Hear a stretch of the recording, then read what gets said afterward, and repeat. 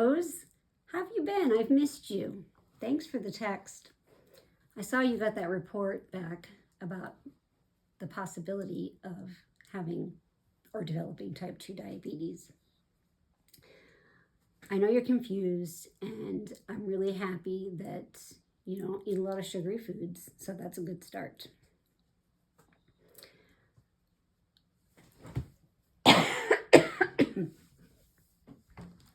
Eating less sugar is best for everyone.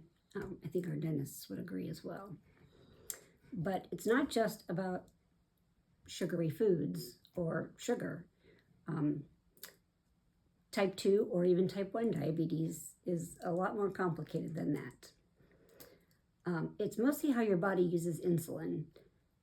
Think of insulin, which is a hormone, as a key that unlocks your cells in your body to let glucose or sugar in to use as energy.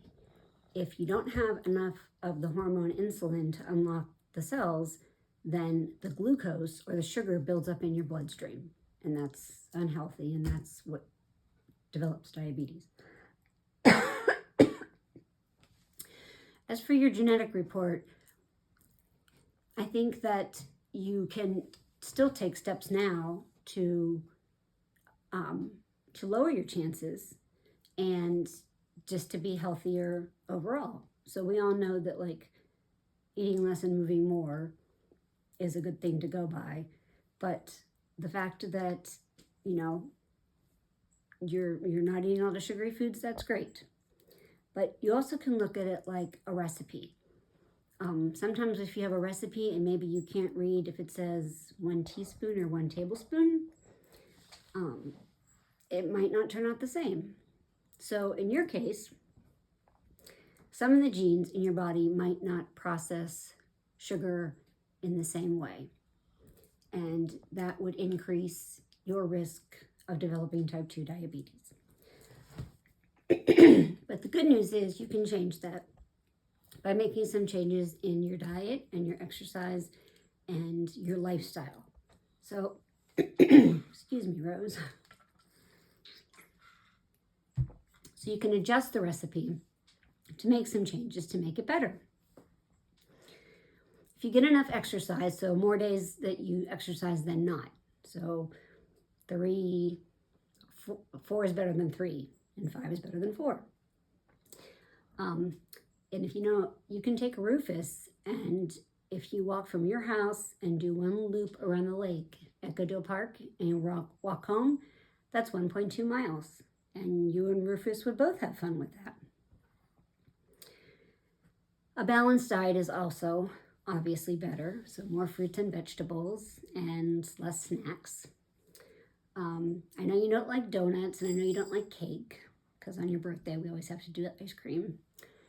But if regular soda doesn't have, it's just sugar and fat, or it's just sugar and empty calories. So not a good choice.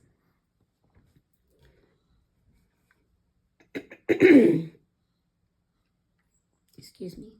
Also, your parents have that beautiful garden, and they live just a block away. And I know how every summer you love all those fresh vegetables. So that you can continue that through the year.